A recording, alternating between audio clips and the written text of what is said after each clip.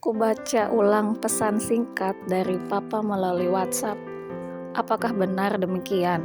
Papa menyampaikan kepadaku bahwa aku sebaiknya mengajukan cuti kuliah. Padahal statusku adalah maba, mahasiswa baru, karena Papa mengalami kebangkrutan dalam bisnis ternak ayamnya. Aku adalah salah satu anak kebanggaan Papa dan Mama yang bisa diterima kuliah pada universitas negeri ternama di kotaku.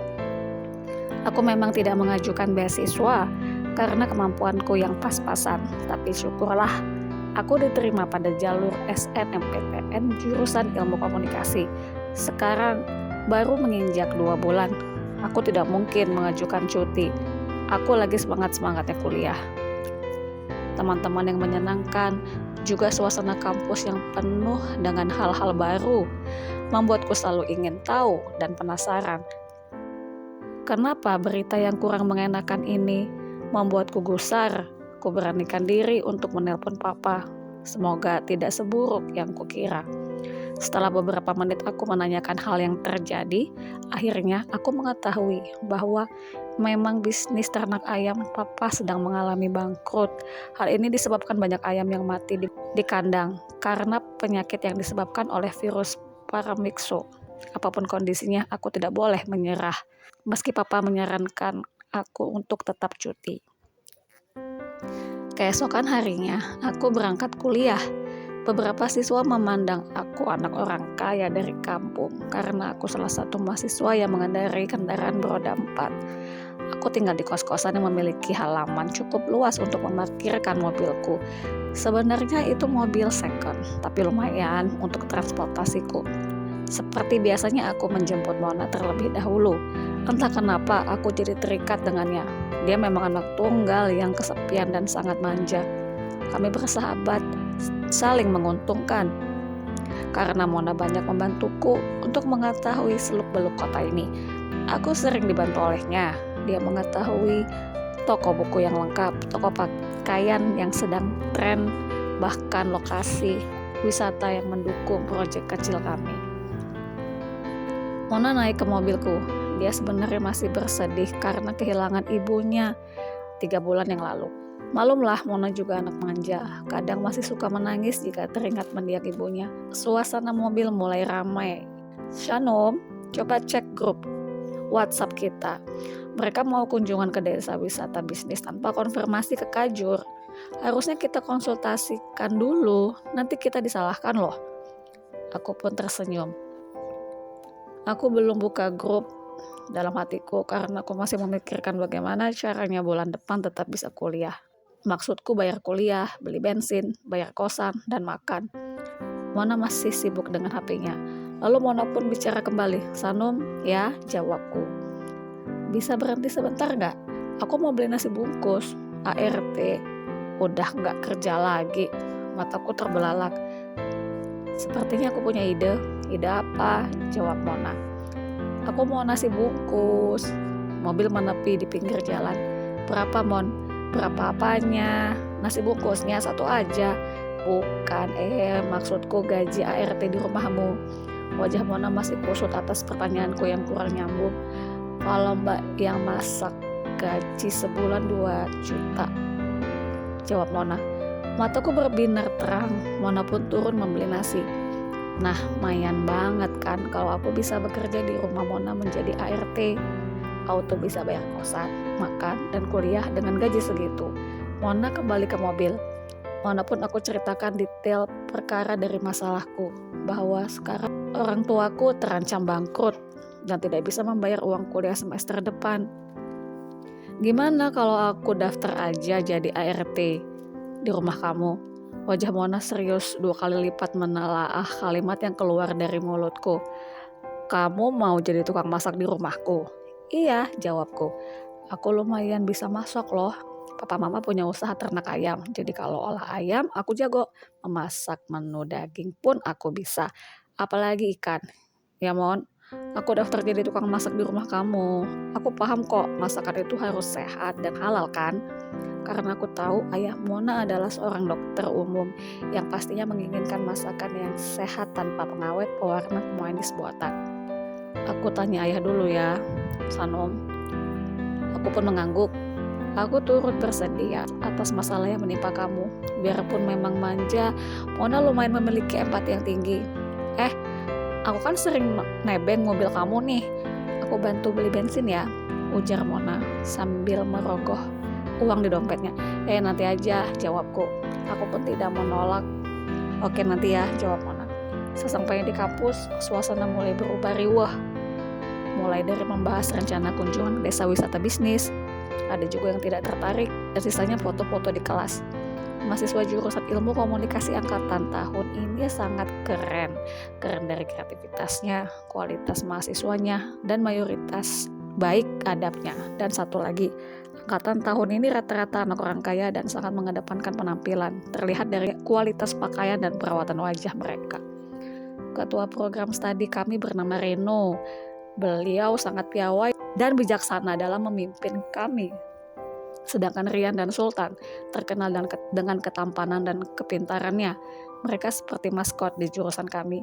Lalu ada Ruby yang jelita, Mona yang selalu stylish, Hana yang anggun dan sangat penyabar, Risa yang cantik tapi tidak norak. Sedangkan aku hanya serpihan, hehe. Masih ada si pendiam Jackie, Ruby, Sandy. Mereka tidak banyak bicara namun sangat peduli dengan kemajuan kelas ini. Wah, keren semua. Kalau Mona ngefans sama si Sultan, tampan, pintar, dan terkadang sedikit misterius.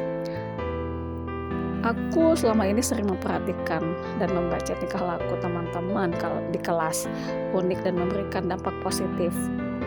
Reno tiba-tiba mengumumkan sesuatu. Teman-teman yang mau ikut kunjungan ke desa wisata bisnis setelah kuliah komunikasi kreatif ini, kita briefing bentar ya. Oke, jawab kami serentak.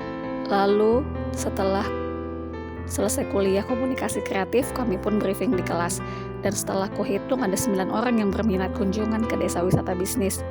Hatiku sedikit girang karena ada Rian dan Sultan yang ikut kunjungan.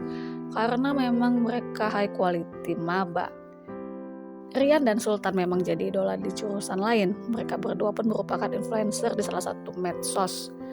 Aku sudah follow akun mereka. Mona pun ikut kunjungan. Ini karena ada Sultan.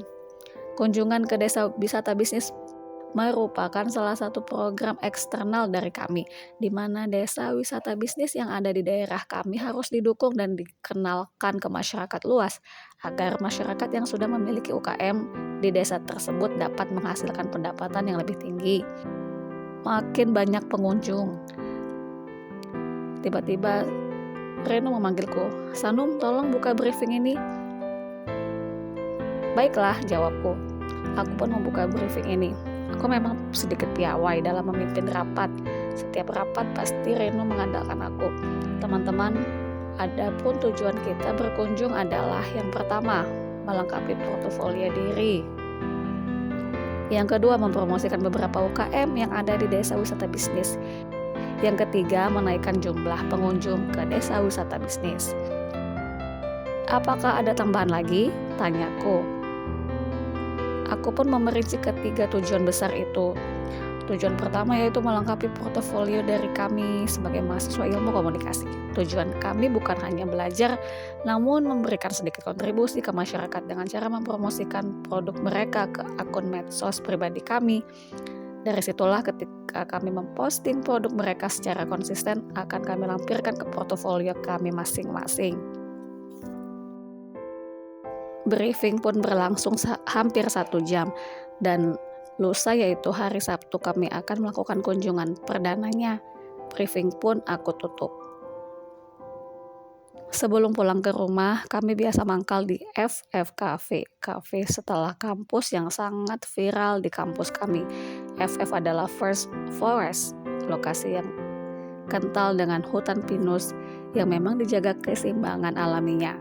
Ya, meski hanya sekitar 3 hektar, lumayan untuk nongkrong dan cuci mata. Mona paling suka nongkrong di FF, hanya sekedar membeli jus. Setelah kami memesan minuman, aku pun pendekatan ke Mona untuk merayu ayahnya agar mau menerimaku menjadi ART.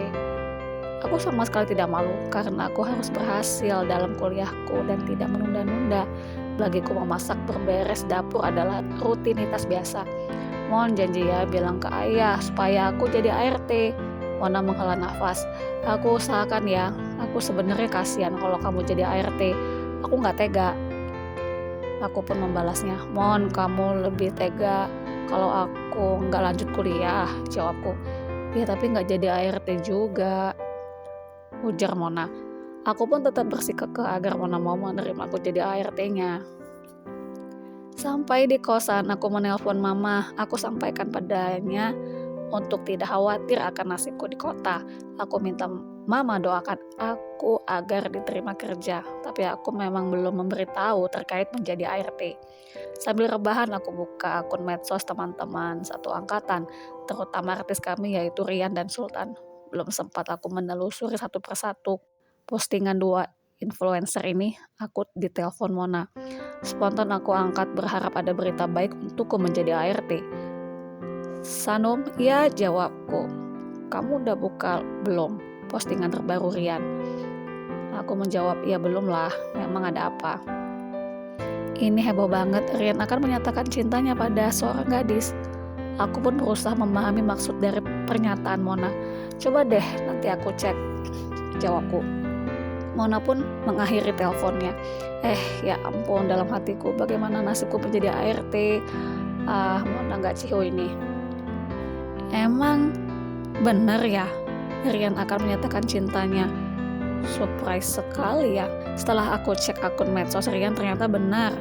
Dia menyatakan akan mengutarakan perasaannya pada seorang gadis satu jurusan di tempat dia kuliah. Wow, batinku ini buka-bukaan banget. Video yang Rian unggah baru sekitar 30 menit yang lalu menuai banyak komentar. Alhasil video tersebut pun meraih 10.000 like. Wow, amazing ya. Menurutku ini memang sangat efektif untuk menambah follower dan promosi. Rian selalu memposting kegiatannya pada olahraga basket. Sesekali dia mengunggah beberapa foto kegiatan kami di jurusan ilmu komunikasi. Tapi kalau Rian hendak mengutarakan perasaannya, itu memang jadi berita viral. Kuputar video berdurasi 1 menit itu. Apakah kamu pernah jatuh cinta? Ujar Rian dalam posisi duduk di pinggir lapangan basket tempat dia biasa latihan. Aku yakin kalian semua pasti pernah jatuh cinta. Nah, perasaan itulah yang sedang aku alami saat ini. Aku jatuh cinta pada seorang gadis sederhana. Dia adalah teman satu jurusan ilmu komunikasi. Aku merasakan banyak rasa bahagia, rasa nyaman ketika dekat dengannya. Aku akan menyatakan perasaanku padanya secara live setelah usai mata kuliah pengantar ilmu komunikasi hari Senin pukul 11.30 di depan gedung C. Doakan agar doi menerima cintaku ya guys. Wah, dalam hatiku, siapakah gadis yang beruntung itu? Gak mungkin aku dong.